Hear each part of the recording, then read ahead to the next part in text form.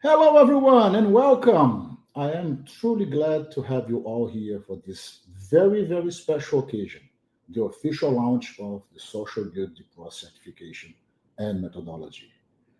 This is a significant milestone not only for PM for NGOs, but for everyone working to create impact through projects in the social sector.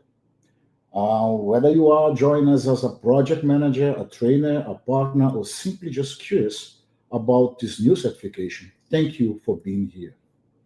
We have an exciting conversation ahead of us. I'm thrilled to be joined by two incredible guests, Mike and John, who will help us to explore what social good deploy is all about and how it matters and what is the difference between all the deploys. So we will be speaking about that. We also have Cecilia, will be monitoring the chat and highlighting your comments, bringing your questions to us during this webinar. Don't forget, we will be giving away free exam vouchers during this session. So when the time comes, I will explain how that goes. Before we start, I would like to invite you to share where are you? Post in the comments your country, and if you'd like to, your organization, your role, what you're expecting to learn from Social Good DPro in this webinar. Well, with that, let's dive in. And I would like to invite Mike and John I will hand it over to you guys so you can briefly introduce yourselves before we get started with our first question. Okay, would you like me to go first, Edson? Yes, please. Okay, perfect. So welcome, everybody. It is fabulous to see you. Thank you for your interest in Social Good DPro. And hopefully, by the end of the session today, you will be a little bit wiser and we will have answered any questions that you've got. But if you've got more questions, look, I always have more questions that I remember about 2 days later. Do get in touch and ask. You know, the only silly question is the one you don't ask. So yeah, I'm John Cropper. Together with Mike, we are Pyramid Learning. I've been working in our sector for forever, for a long time. Program and project management is my main area. And just delighted to have collaborated as Mike and I work together on producing the guide. And hopefully this will be some material that can help good people who are doing good work do it even better. Over to you, Mike. You're on mute.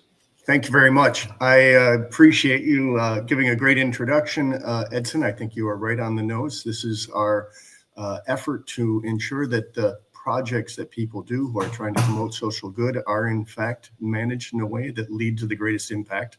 John's already done an introduction of my work. The two of us are very passionate about project management for the social good, and we're lead writers of the guide and the examination that is backing up the certification. So I think we're the right ones to answer questions, and I look forward to the conversation over the coming webinar. Thank you, Mike. Thank you, John. Well, let's start with the foundation. What is social good? So I leave the room for you guys, leave the stage for you guys. And what is social good? What that does mean when you think about running a project for social good?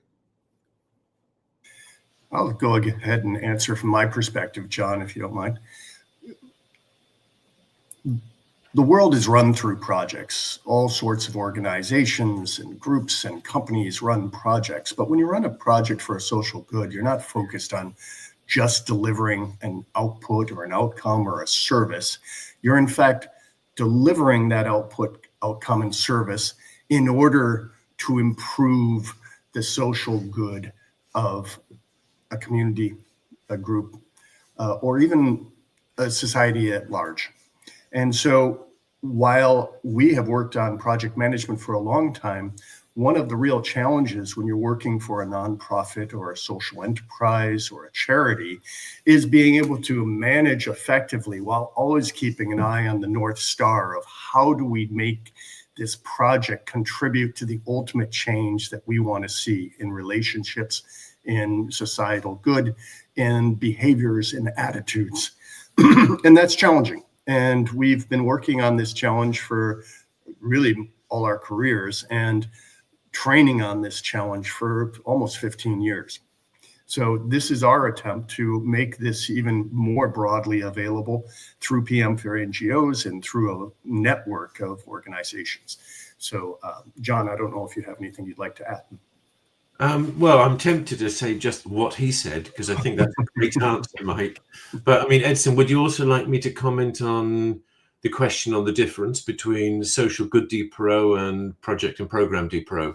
Well, absolutely. That would be my next question. So, yeah, I mean, and you know, I think, you know, Mike has already alluded to it, that this, which we're trying to broaden the audience. So Project DPro, Program DPro focus very much on projects which are in the, shall we call it, the development space. They tend to focus more on projects in the developing world. The example that is in the Project DPro manual is around construction of latrines. And what we've wanted to do was to develop something that could apply to organizations that are working, you know, in the developed world or in higher income countries as well. Because, you know, going back to the previous question of social good is something that is helping others. And Project DPro is not really designed or focused on projects that are, for example, in the inner cities, or work that's being done by voluntary organizations in higher income countries. And so hopefully what we've done with Social Good DPro is complement Project DPro and broaden the audience. So anybody working on projects trying to achieve positive social impact will find something that is helpful. Back to you, Edson. Thank you, John. That was important to, you know, to differentiate the Project DPro and Social Good DPro. And as we spoke of before, they complement each other. They just apply for different contexts. But then and different contexts. And then what we've also tried to do is, you know, the example in Social Good DPro is different. It's around organizations working with the homeless. The way that funding is treated is a bit different because it is different in, you know, and the way projects end. I mean, in international development, very often when a project finishes, you hand it over to a local organization. It might be local government, it might be a local NGO or whatever. But if you're working in a higher income country, you are the local organization. So very often it changes and it moves from a project, delivering those outputs and outcomes, and merges into service delivery.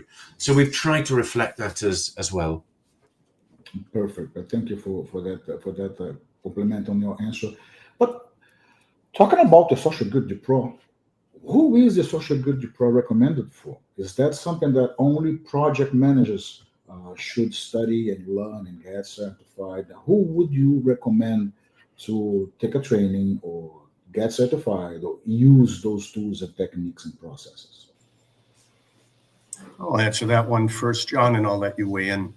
Of course, I think project managers are a great target audience for this type of work. What I've found is that often in the social goods sectors, people are hired because they are very good at some sort of programmatic or technical skill. And then when they arrive, they're asked to manage project and manage people. And so I find that has always been a challenge, that, you know, you are hired for the set of skills and then you immediately go into being able to design and manage a project. Now, that said, very seldom does a project manager work alone. Often what you find as your career improves, your projects become more and more complex and higher value, and more people are involved, and you're working on a team. And I find it to be very important that all members of a team share a common language, a common culture, a common approach to how projects are conceptualized, how they are governed, how they are planned, how they are implemented, and how they are ultimately closed. And so I find that, yes, a project manager should know project management, but members of the team should also know project management so that you can come to an effective and efficient way of managing your projects through a shared culture, language, and approach to project management. Thank you, Mike. I mean, the common language is really one thing that comes up when you think about supporting roles, when you think about project team members. John, I don't know if you want to add anything. Yeah, I was building on that, because I think a lot of good, I mean, I know with project management, there's often a stampede to tools. But actually, you know, a lot of good project management is just getting the right people to have the right conversation at the right time and in the right way. You know, if you've got that happening, then things will probably be okay. And if you've got a shared language or a shared vocabulary to talk about the projects, well, you just make the conversations just a little bit easier. So, I mean, I think that this point about enabling conversations, I would say not just inside organizations themselves, but across organizations. So that if you're working with if a project or a program is being delivered by a network of different organizations, it just makes life easier if everybody knows what everybody else is talking about. So, I mean, I think that it's, you know, it's just getting people on the same page is just so important. Back to you, Edson. Thank you, John. Thank you, Mike. Well, let's make a pause on the questions right now. So, as I explained in the beginning, we're gonna have a draw or contest to get some free exams for Social Good DPro. So, let me ask the first question. Look at the Social Good DPro guide. The tip in the pages 11 to 13. And write in the comments in the video, in this webinar, how many phases does the Social Good DPro life cycle have? So how many phases are there in the Social Good DPro life cycle? The first 3 participants who answer this question correctly will receive a free voucher to take the Social Good DPro. Are we allowed to answer, Edson? well, yeah, you are allowed, but at least let some people answer first. Don't give it up. Don't give it up. Well, listen, one important thing. You're going to be answering in the comments. Cecilia's going to take notes, but you need to send us an email to exams@pmforengineers.org because we are not able to contact the participants through YouTube. So you will answer, Cecilia will announce who are the 3 first participants who answer how many phases are there in the Social Good DPro life cycle, and then you guys contact us through exams@pmforengineers.org. So we move on. And while you're looking at the guide and answering the question in the comment. So we talked about to whom Social Good DPro would be applied for, but why? Why should one get certified? What is the value, the added value that a certification can bring to a project manager or a project team member if he or she gets certified?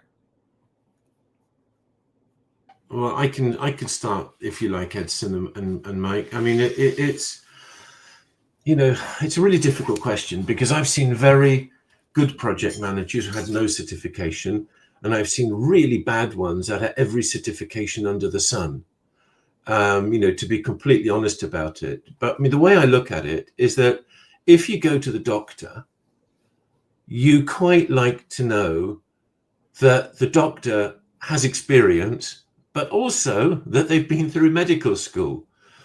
And I think it's a little bit like this. It's, you know, I think when you look at this from the perspective of the communities, the people who we are working for in communities and projects, and if you ask them about, well, would you like your project manager to be certified or not?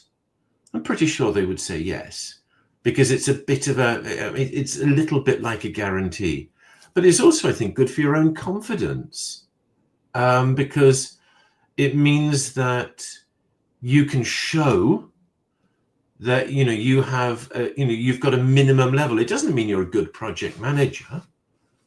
You know, I mean, that it's silly to pretend that, but it does show that you know the contents. You know, you've mastered that level. Look, it's like a driving test. You know, you can pass a driving test. It doesn't make you a good driver, but it does mean that you have shown a level of competence to a certain level. Mike, over to you.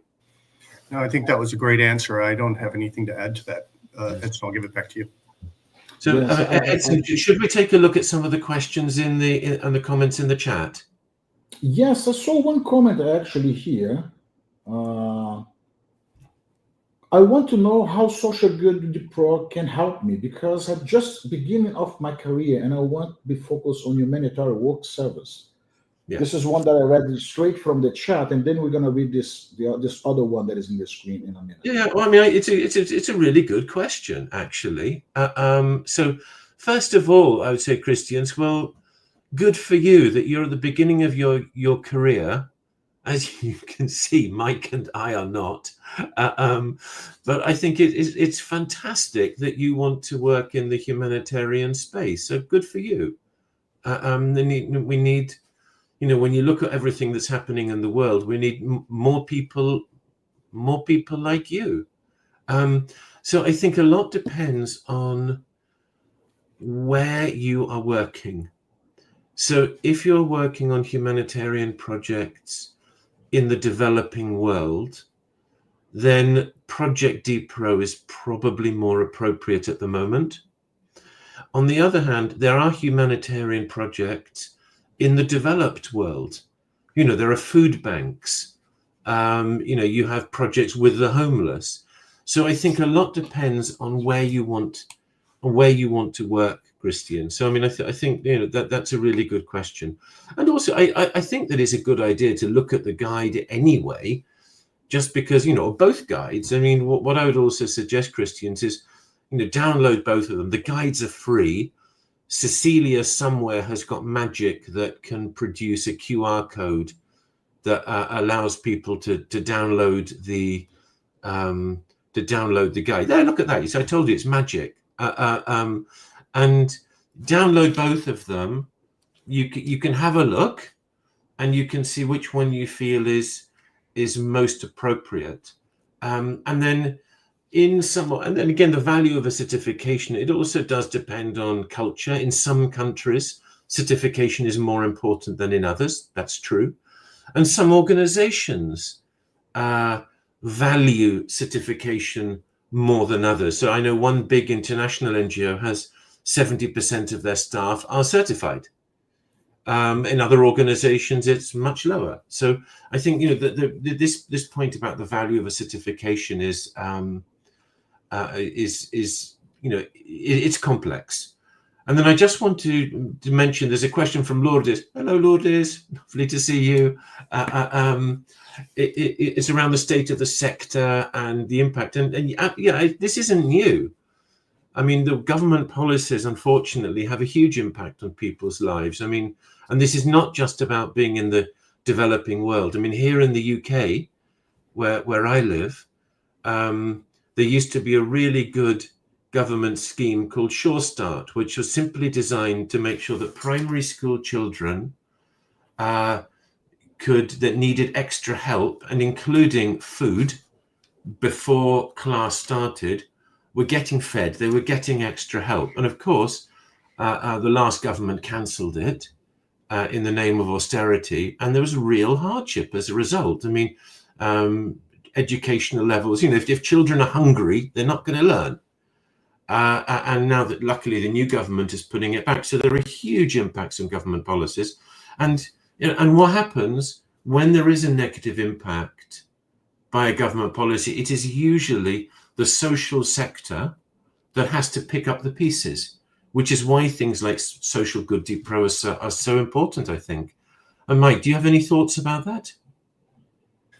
Well, I'll go back to your first comment that you provided to Christians on the question of would it be appropriate to, you know, where should he go as he starts a career in humanitarian?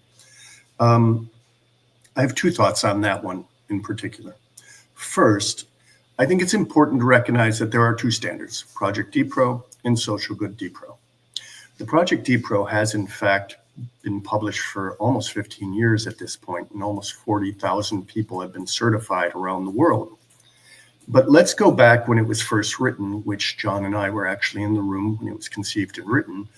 And the people in the room were representatives of international non-governmental organizations, or NGOs. Many of them you would recognize: Save the Children, Oxfam, World Vision, CARE, and others. Now, what do they have in common? First, they're very good at working on projects in the area of social good. They've done it for decades.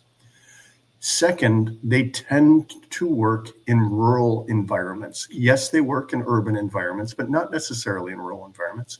And they work in the developing world with some projects in the global north or the higher income countries. Now, given that it's been very successful at reaching scale, the Social Good DPro comes out of a realization that those approaches that have been quite effective and have become a standard for many of these organizations that are international NGOs, they apply equally with a little bit of customization to the nonprofits, charities, and social enterprises, and even government entities working in higher income countries or global countries. But the original book was written with a case study that was focused largely on rural development in the developing world. So this new one really focuses more on how do we take those same approaches and make them available to everyone in the world providing social good. And so Christians, I think that's where John's response picks up. If you are working in a more urban environment that perhaps is working with the issues that are more common to a larger city, I would say look at Social Good DPro, because I think the case study is more appropriate. But if you are working in the global south and doing works on conservation or humanitarian relief with displaced peoples, or working in rural development, I think the Social Good DPro is something to consider. Now, the second thing I just want to mention very briefly is he said, I'm beginning my career in humanitarian. Yes, absolutely. I think it's appropriate for what you are doing. However, in the many years I've been working in this area, what I have found that the guides and the certifications actually have been quite effective at working with people who actually have years of experience in project management working in social sectors. And that is because they have intuitively developed skills and approaches, but have developed perhaps some bad habits or overlooked some areas, or perhaps never quite knew the theory or the practice behind what they were doing. And so I've found that people who are 15 years experience still find this to be eye-opening and useful because they have never received a framework from which they can implement their project management tools and approaches. No, I completely agree with you, Mike. I mean, so often people say that it's just really helpful to see just everything laid out. So this links to that, that links to this builds on that. And people, as you say, they've intuitively done some really good work, and then they see how this can complement and structure it. So it's a great point.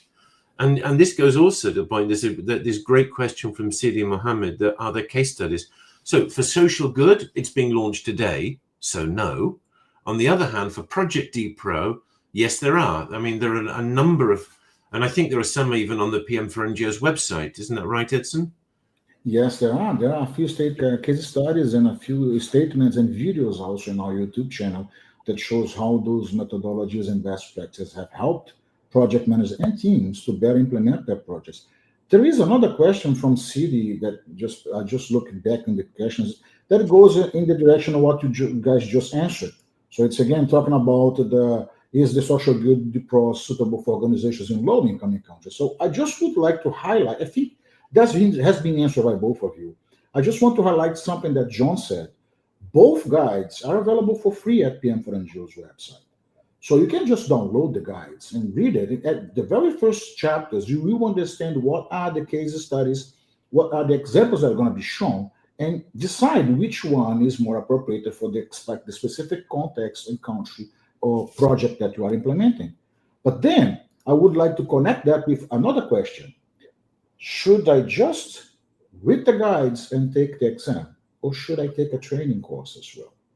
So let's suppose that I've read both guides and decided that I want to take the Social Good DPro. Should I just go through the guide, or why should I also get enrolled in a training course? PM for NGOs does not offer training courses. We can't pay for international network of official training partners like Pyramid. So why should we contact one of those organizations and enroll in a course? I'll answer that right now. I am wearing two hats. Well, my Chiron that's on the video says I'm with Pyramid Learning. I'm also the chair of PM for NGOs. And I think both organizations have a culture that really focuses on making sure things are accessible and appropriate and affordable. And so we have designed it in such a way that you can self-study using the guide, using practice exams, and you can also choose to take courses. I would say that your pass rate will be higher if you are in fact trained more formally. It's harder work to do it self-study, but it can be done. I do training and I've attended training. I find that having accompaniment and having a social group of other people who are sharing challenges and experiences is really rewarding and results in stronger learning and a real deeper reflection on materials. Nevertheless, both are possible. Building on that, I think that's absolutely right, Mike. And I think that even if you take a training course, you should still read the guide, because it's the body of knowledge, and whether you do an exam or not, the body of knowledge is what's going to help. I mean, like, even if you do a course, you can do the best course in the world. You can pass the exam. You're not going to remember it all. None of us are perfect. I don't remember it, and I helped to write it. I don't remember, what's on the page. I don't. We can't. So the more you know the guide, you're going to have you'll have a better chance in the exam, but also it'll be more helpful for you when you start to apply it to your projects, which is what this is all about. We want the projects to just make people's lives a bit better. And if we can have all of the exams we want, but if we don't apply this stuff, it won't make any difference. So reading the guide is super important. And then, as Mike said, if you want to be part of a group, if you want to share ideas, challenges, questions, and also if you want comments from, experienced facilitators, that's when you can do a course. So, you'll benefit from all of that as well. Oh, look, and Cecilia's done her magic. There's a QR code there on the screen. Because, we're running a course in September, which would be great. And then there's a question, are we part of PM for NGOs? We are. What Edson, are we a founding partner? I can't remember what the right term is. You mean the Pyramid Learning? Yes, yeah. There's the question. It's one of the lead training partners of PM for NGOs, but this is just a title. John and Mike have been part of the PM for NGOs development, as well as many of the training partners that we have since the very beginning. So this is just a title. You could say that it's a founding member or founding partner of PM for NGOs. Mm-hmm. Okay. So I cannot add anything to what you guys just said about taking the course or just reading the guide. They're absolutely in the same page that you are. Taking a training course helps me and allows me to learn from other professionals' experiences, to be questioned about it, to see questions that I might even don't think about it, and I see someone else asking, and learn from the facilitators. But you need to read the guide to have a good success rate of the exam. But okay, I took a training course, and I finished my course. I got certified. Yay! Now, what should I do? Should I just, get and apply all the tools and all the techniques? Should I invite all the team members to read the guide with me and create like a 100 tabs spreadsheet with all the tools? Should I look at all the certifications? So what you guys would recommend for someone who just got certified? John, why don't you answer that one? Yeah, absolutely. Well, this is actually a real benefit of the course, because when you're studying by yourself, it's quite difficult to answer some of these questions. And if you're doing a course, you can ask facilitators, you can ask other people, what are you doing? What have you done? What have you seen in your organization? My own feeling about this is that as you read the guide and go through a course, you just need to keep a question like front and center, which is, what is going to help me most and quickest? Because there is way too much to apply all at once. And if you go back to your colleagues and say, oh, I've got this new methodology, we need to do all of this, they'll hate you, because there's way too much. We've got all of these tools, leave me alone, I'm busy. Whereas if you start with, there's a problem in a project, maybe you've got delays, and you find a way to solve that using a tool and a process, then people say, oh, actually, yeah, this makes sense. So I think this point about customizing or tailoring to your own organization, to the reality of your projects, is super important. Projects do not happen in a vacuum. They happen in your context. So you have to make them work in your context. So the last thing you want to do is to start, well, on page, like the worst reason for doing something is on page 27 of the manual, it says do this. Then what happens is people start, and you sometimes see this where people start filling out documents and forms, and then nobody keeps it up, and you end up with just basically lots of bits of paper that nobody uses, and it's a complete waste of time.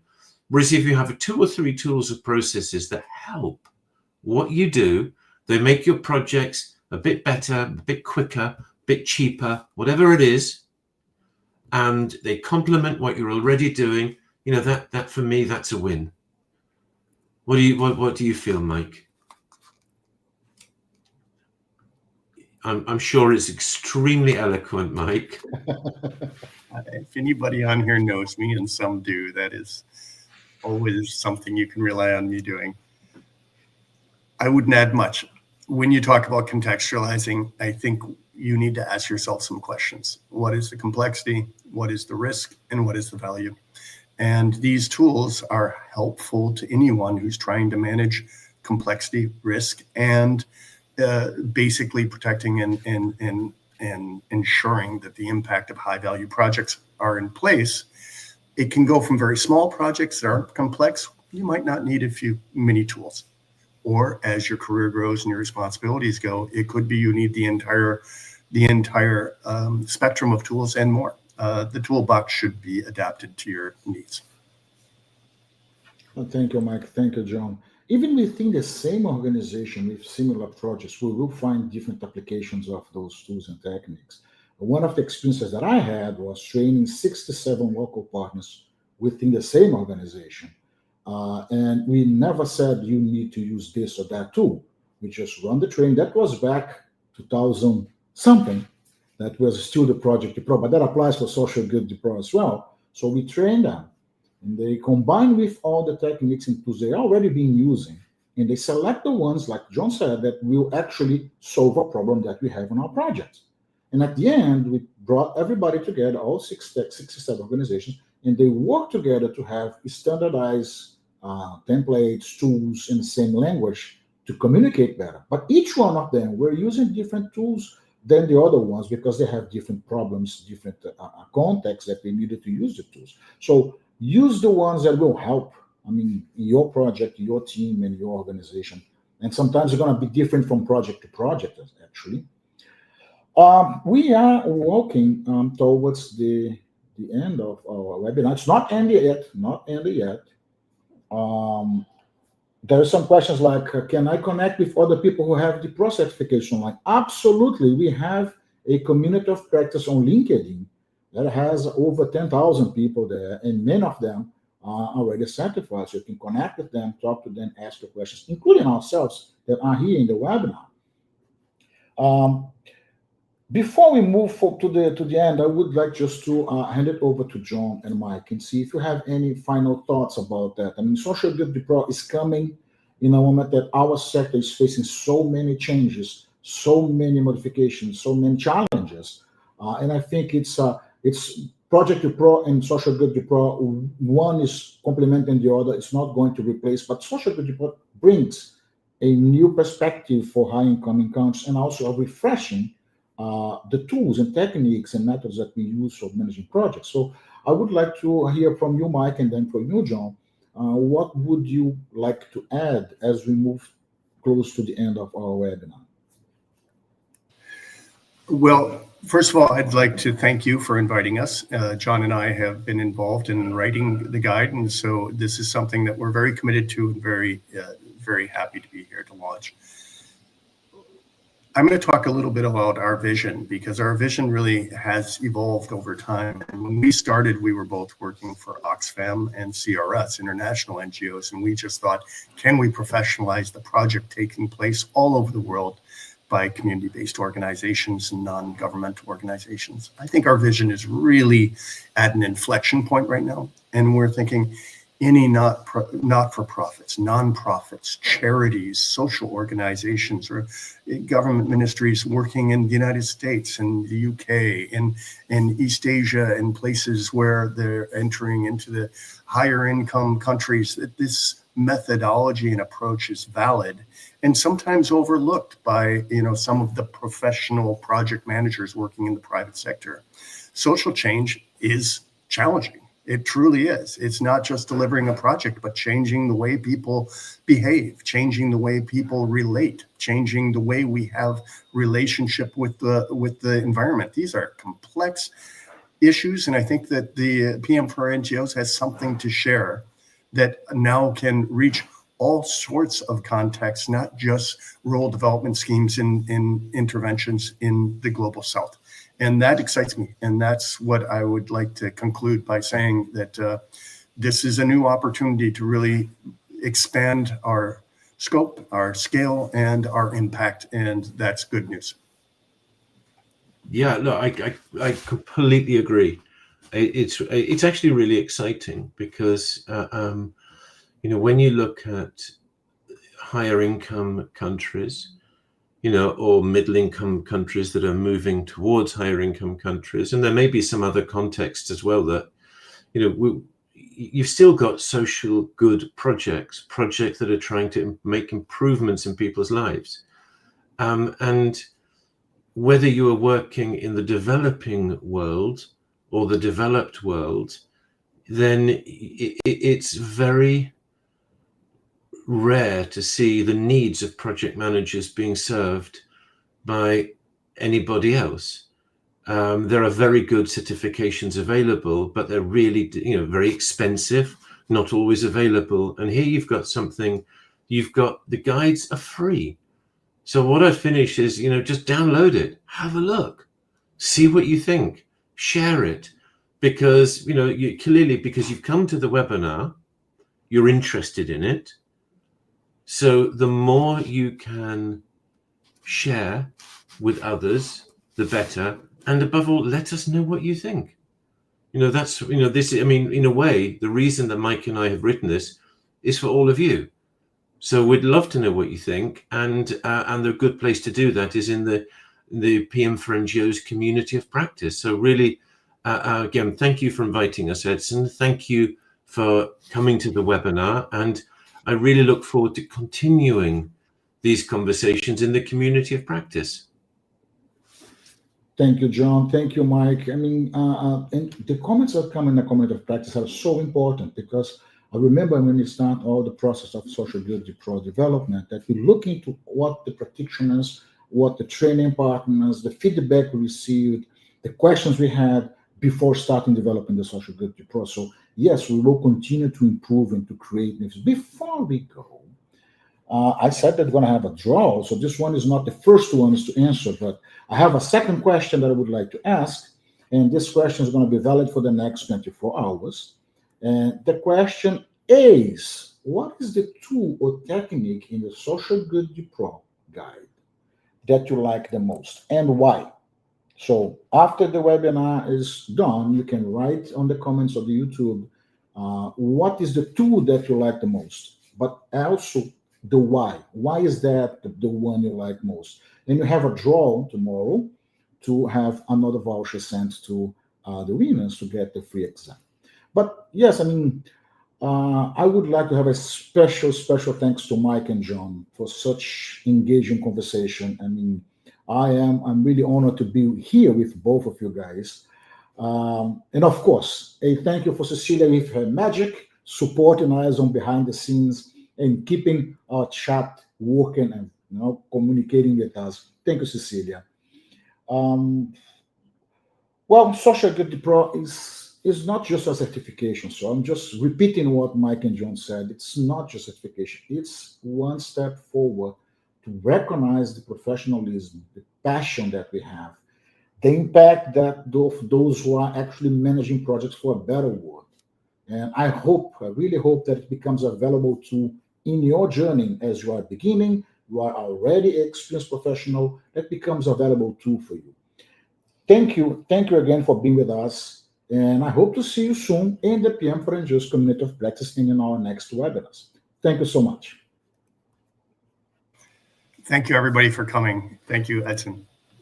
Thank you, and take care, and look forward to seeing you in the community of practice or in the course itself. Take care, everybody. Bye. Bye.